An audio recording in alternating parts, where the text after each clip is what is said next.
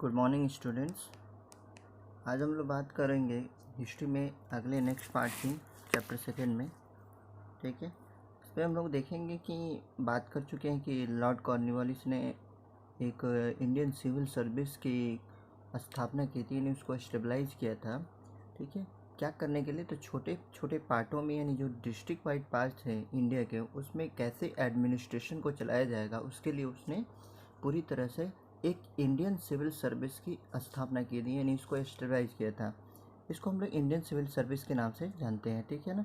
इसके लिए उन्होंने एक एग्ज़ाम लेना शुरू किया। जो पहले चयन होता था, ठीक है, कि ऐसे कर दिया जाएगा, किसी ऐसे फैमिली को बिलोंग किया जाएगा जो अच्छे क्वालिटी के रखते हो, ठीक है ना, उनको इसके लिए फिक्स कर दिया गया था। लेकिन बाद में इसके लिए एक एग्जामिनेशन शुरू करवाया गया, जिसको हम लोग बोलते हैं इंडियन सिविल सर्विस एग्जामिनेशन। ठीक है, आगे दिया है, but Indians were bare to appear in this exam. लेकिन बहुत कम ही लोग जो इंडियंस होते थे इस एग्जामिनेशन में भाग लेते थे, बिकॉज ऐसा रीज़न था। क्या रीज़न था?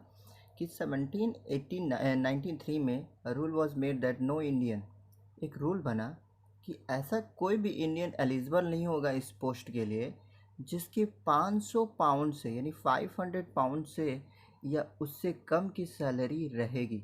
ठीक है ना, यानी उसका अमाउंट जो इनकम है, अगर वो 500 पाउंड से, लगभग 1 पाउंड में, ये ब्रिटिश साइन होता है स्टूडेंट। ये जो ऐसे आया है, ये ब्रिटिश साइन है रुपीज़ का। जैसे हमारे यहाँ रुपीज़ का साइन होता है ऐसे, ये ब्रिटिश पाउंड का साइन है ऐसे। ठीक है, इसका मतलब होता है स्टूडेंट कि 1 पाउंड में, अगर आज के डेट में हम बात करें तो 1 पाउंड में लगभग 94 से 95 पैसे है या रुपीज़ है। ठीक है, 94 से, यानी लगभग उस ज़माने में देखा जा सकता हो सकता है 30 हो, 33 हो, 34 हो, जो भी होगा। ठीक है ना, तो लगभग इनके इतने या इससे ऊपर अगर इनकम रहेगा तो वो इस पोस्ट के लिए अप्लाई करेंगे, अदरवाइज नहीं करेंगे। They were also not allowed to get any judicial and engineering post. साथ ही साथ ऐसे भी सिस्टम बनाए गए कि उनको इसके अलावा ना तो कोई जुडिशियल पोस्ट मिलेगा, यानी न्याय करने वाले पोस्ट, जैसे जज बनना वगैरह वगैरह, ठीक है ना, इंजीनियरिंग पोस्ट भी नहीं मिलेगा। ये रूल बना था कि इतनी कम की अगर बाय द वे इनकी सैलरी है या इनकम है तो इसके अलावा वो इस पोस्ट के लिए अप्लाई नहीं कर सकते। But the Indian were considered inferior to the British people. कहा जा सकता है कि इसके प्रति इंडियंस के ब्रिटिशों में क्या हो गया, एक गलत भावना पहुंची। ठीक है, बट स्लोली एंड ग्रेजुअली, लेकिन धीरे धीरे कहा जा सकता है कि it began to feel that Indian could be train to run the administration of the lies on British civil servant. लेकिन धीरे धीरे अप्लाई पोस्ट के लिए धीरे धीरे संख्या बढ़ती गई इंडियंस की। Indian wear quite hard working. इसका मतलब क्या है कि इंडियन अंग्रेज़ों की अपेक्षा कुछ ज़्यादा ही हार्ड वर्क करते थे, इफ़िशिएंट थे एंड ऑनेस्ट भी थे। जाहिर सी बात है, वर इंडियंस। ठीक है, तो ऑनेस्ट थे किसकी अपेक्षा, यानी किसके तुलना में? तो ब्रिटिशों के जो सिविल सर्विस के सर्वेंट थे। To train the people to this line the college of Fort William was started. इस वजह से आजकल अगर कोई सिविल सर्विस की एग्जामिनेशन देता है तो वो जैसे ही एग्जामिनेशन पास कर लेता है तो उसके लिए एक ट्रेनिंग बनाई जाती है, ट्रेनिंग सेंटर, किसी भी चीज़ के लिए। तो उस ज़माने में सिर्फ एक कॉलेज था, फोर्ट विलियम कॉलेज, जो कलकत्ता में, वर्तमान में इसको कोलकाता बोलते हैं, 1801 में शुरू किया गया। कि शायद इसी में सिविल सर्विस एग्जामिनेशन के जो एस्पिरेंट होंगे, यानी जो पास किए हुए होंगे, ट्रेनर होंगे, उनको ट्रेन किया जाएगा इसी कॉलेज में। ठीक है, college was started at Haileybury in London. लेकिन इसके जो कॉलेज का स्टार्टेड था वो कहाँ शुरू हो गया था स्टूडेंट? तो हॉलीबर्ग लंदन में। ठीक है, the name of this college was East India College, और इस कॉलेज का क्या नाम था? East India College. ठीक है, but as the competition were held in England. लेकिन रीज़न ये था कि कंपटीशन को हेल्ड करने के लिए आपको जाना कहाँ पड़ेगा स्टूडेंट? तो इंग्लैंड, जो वेरी फ्यू इंडियंस ही इस चीज़ को कंप्लीट करते थे। आई बात समझ में? यानी इतने अगर आपने एग्जामिनेशन में फॉर्म अप्लाइड किया, अगर आपके पास 500 पाउंड से कम इनकम है तो अप्लाई कर ही नहीं सकते। अगर इससे इनकम ज़्यादा भी है या इतना है तो अप्लाई भी करते थे। तो इन एग्जामिनेशन के लिए कहाँ जाना पड़ता है स्टूडेंट? तो इंग्लैंड में, जहाँ पर एग्ज़ाम होता था। आई बात समझ में? इंडियन सिविल सर्विस की ये कहानी थी जिसको लॉर्ड कॉर्नवालिस ने शुरू किया था।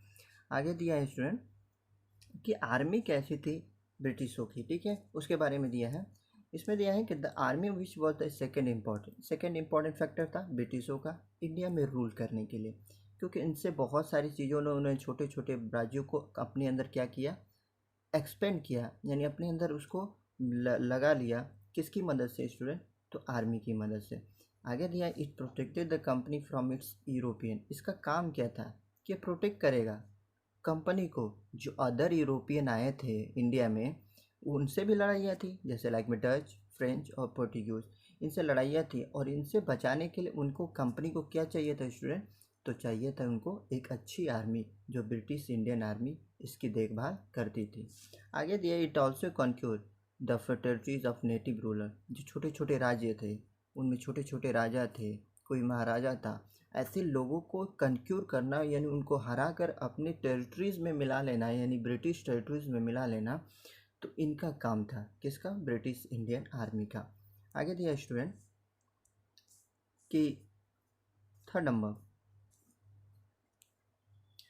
It crush the rebels when ever the raised their heads. अगर कोई ऐसा भी व्यक्ति होता था जो ये ब्रिटिशों के खिलाफ बगावत करता था, उनके साथ विद्रोह करता था, रिबेल्स करता था, तो ऐसे कंडीशन में ब्रिटिश इंडियन आर्मी क्या करती थी? उनको हरा देती थी, यानी उनको हटा देती थी, क्रश कर देती थी। आगे दिया है there was a great disparity between the salaries of Indian and European. कहा जा सकता है कि इंडियन और यूरोपियन सोल्जर्स में, जो इंडियन सोल्जर्स थे ब्रिटिश इंडियन आर्मी में, और ब्रिटिशर्स और जो यूरोपियन सोल्जर्स थे, उनके पेमेंट में, यानी जो पेमेंट दिया जाता था बहुत डिफरेंट था। द मैक्सिमम पे गिवन टू वॉज 300, यानी लगभग 300 मैक्सिमम पेमेंट था। कितना स्टूडेंट?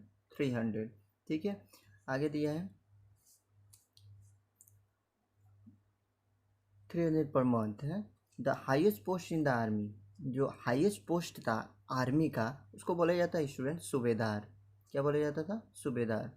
यानी जो हाईएस्ट पोस्ट था आर्मी का, उसको बोला जाता था सूबेदार। आगे दिए but as a strategy the company could not avoid the discrimination against the Indian and therefore always deviate they from their high post. कहा जा सकता है कि इसमें अंग्रेज़ों को एक डिस्क्रिमिनेशन किया, अंग्रेज़ों ने डिस्क्रिमिनेशन किया इंडियंस के साथ। वो इस हाई पोस्ट के लिए इंडियंस को रखते नहीं थे, यानी उनको इस हाई पोस्ट के लिए चूज नहीं करते थे, क्योंकि उनके अंदर डिस्क्रिमिनेशन था। This factor became the responsible. और यही आगे चलकर स्टूडेंट 1857 में, जिसको हम लोग सोल्जर रिबेल्स कहते हैं, 1857 में इस कंपनी के विरुद्ध भारतीय शासकों ने, जो छोटे छोटे पार्ट के राजा थे, जैसे हमने रानी लक्ष्मीबाई वगैरह बहुत सारी चीज़ों के बारे में पढ़ा है, ठीक है ना, उन सारे लोगों ने एक 1857 में विद्रोह किया, जिसको हम लोग 1857 रिवॉल्यूशन बोलते हैं। ठीक है ना। इसका मतलब क्या है स्टूडेंट, कि जैसे जैसे भावना बढ़ती गई ब्रिटिशों के खिलाफ, ठीक है ना, तो उसको बोलते हैं कि ये कारण बन गया किसका? 1857 रिवेलियंस का। ठीक है ना। आगे आते हैं स्टूडेंट कि पुलिस प्रशासन कहता था, यानी पुलिस क्या करती थी उस ज़माने में। ठीक है, दिया इसमें कि the police whose aim was to stabilise law and order. Police का काम ही होता है लॉ एंड ऑर्डर करना, ठीक है, स्टेट के बारे में। एक इम्पॉर्टेंट फैक्टर होता था एक्सपेंशन ब्रिटिश एम्पायर इंडिया का, यानी इंडिया में एक्सपेंशन करना है तो एक आर्मी के बाद अगर कहें तो सबसे ज़्यादा इसी की मतलब वैल्यू थी। During the times of Lord Cornwallis के टाइम्स में this force was given regular से, यानी इसमें बदलाव होते रहे लगातार। सुपरिटेंडेंट ऑफ पुलिस, ठीक है, जिसको हम लोग एसपी बोलते हैं, superintendent of police SP was appointed in every district में आज भी होता है। एसपी को एवरी डिस्ट्रिक्ट में क्या किया जाता है? चूज किया जाता है। Was the chief of the district police, वो चीफ होता था, यानी पूरे ज़िले के जितने भी पुलिस ऑफिसर होंगे उनका क्या होता था? चीफ होता था, आज भी होता है। द थाना वेयर ऑल्सो, थाना भी बनाया गया। द हेड ऑफ द थाना वॉज कॉल्ड दरोगा, आज भी बोलते हैं दरोगा, यानी इंस्पेक्टर को, ठीक है, यानी दरोगा बोला जाता था उस ज़माने में जो हेड होता था। यानी जो एसपी होता था वो डिस्ट्रिक्ट का हेड होता था, और जो थाने का हेड होता है उसको बोलते हैं हम लोग दरोगा, ठीक है, इंग्लिश में inspector. This duty was carried out by the watchman in the village. और उसके अलावा वॉचमैन भी होते थे कि, और इसका काम क्या होता था दरोगा का? इसका काम होता था कि वॉचमैन की तरह विलेज में इधर उधर देखेगा, कोई ऐसी बात तो नहीं है जिससे कि लॉ और ऑर्डर मेंटेन किया जा सके, ठीक है ना।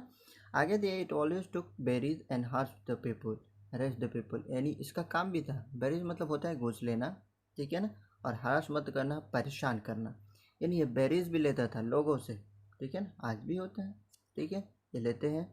तो बेरीज भी लेते थे कि उनको मसले को लोगों के जो लोग होते थे उनसे, और इसका काम ये भी होता था कि वो हरास करता था, यानी लोगों को परेशान भी करते थे। So it is the became a popular, लेकिन फिर भी ये क्या थे, पॉपुलर थे। It help the English government in the supervising the national speech among the people. कहा जा सकता है कि इनका इनका एम ही था कि वो इंग्लिश गवर्नमेंट को कैसे स्टेबलाइज करे। कहाँ पर स्टूडेंट, तो छोटे छोटे लोगों के बीच में और गाँवों के बीच में। As this army discrimination was practice against the Indians in the police judicial service as well. जैसे आर्मी में डिस्क्रिमिनेशन था वैसे ही पुलिस में भी डिस्क्रिमिनेशन था इंडियन और यूरोपियंस पुलिस के बीच में, ठीक है ना। आगे दिया स्टूडेंट, जुडिशियल सर्विस क्या थे, इसके बारे में दिया है कि वॉरेन हेस्टिंग जो फर्स्ट गवर्नर जनरल था, इंट्रोड्यूस सेवरल एडमिनिस्ट्रेशन रिफॉर्म। उसने बहुत सारे ऐसे सोशल वर्क किए, सुधार किए, notably in the sphere of justice. उसमें से एक हम मानते हैं कि उसने जस्टिस का काम किया, उसको हम लोग बोलेंगे कि उस सबसे पहला जस्टिस का काम उसने किया, उसमें से एक इम्पॉर्टेंट है। बहुत सारे वॉरेन हेस्टिंग्स ने काम किया। फर्स्ट गवर्नर जनरल है स्टूडेंट, याद रखेंगे, first governor general of India अगर कोई पूछेगा तो बोलेंगे वॉरेन हेस्टिंग्स। आगे दिया student, from 1772 a new system of justice was stabilise. एक नया सिस्टम आया जस्टिस का, ठीक है ना। इस district was have two courts, हर एक डिस्ट्रिक्ट में दो कोर्ट्स होंगे। एक होता है स्टूडेंट फौजदारी और एक होता है दीवानी। इस फौजदारी में हम लोग उसकी बात करते हैं जब कोई क्रिमिनल केसेस जाते हैं, क्रिमिनल केसेस। दीवानी में ऐसे मसले जाते हैं जिसमें कोई ज़मीनी यानी जो लैंड के सुधार के विवाद होते हैं, यानी उसमें कोई बात होती है, छोटे छोटे जो मसले होते हैं उसमें हम लोग बोलते हैं कि वो क्या है, दीवानी है। आई बात समझ, यानी ज़मीन के लेकर झगड़े, ठीक है, ट्रिपल तलाक के लेकर झगड़े, या कोई भी ऐसे बातें होती थी तो इसको हम बोलते हैं दीवानी अदालत। फौजदारी अदालत आज भी होता है, यानी क्रिमिनल केसेस जिसमें क्राइम करके केसेस लड़े जाते हैं उसको बोलते हैं हम लोग क्रिमिनल कोर्ट। आगे आता है स्टूडेंट मौलवी, ठीक है ना, यानी जो मुस्लिम धर्मगुरु थे, हिंदू पंडित जो हिंदू में धर्मगुरु थे, interpreted Indian law for the European district collector who precede over civil code. यानी इनका भी इंटरप्रेट था। इसका मतलब क्या है कि जैसे मान लो कोई मुस्लिम में कोई मसला आ गया, ऐसा कोई बात आ गई, तो उसको सॉल्व करने के लिए इनको बुलाया जाता था। हिंदू पंडित को तब बुलाया जाता था जब कोई ऐसे बात हो जाती धार्मिक में जिसमें हिंदू के भेदभाव का या ऐसी कोई बात हो जाती थी, तो उनको सलाह लेने के लिए कौन बुलाता था, हिंदू पंडित को, जो सिविल कोर्ट होती थी। The criminal court were still under qazi and mufti. जो क्रिमिनल कोर्ट्स होते थे वो काजी जो अकबर के ज़माने में चलते थे और मुफ्ती, ये सारी चीज़ें होती थी जो इनके अंडर में काम करती थी, जैसे जस्ट लाइक में हिंदुओं में हिंदू पंडित के रूप में, ठीक है। आगे दिया स्टूडेंट कि but under the supervision of the collector. लेकिन ये किसके अंडर में होता था, जो वहाँ का कलेक्टर होता था, जो डीएम होता था।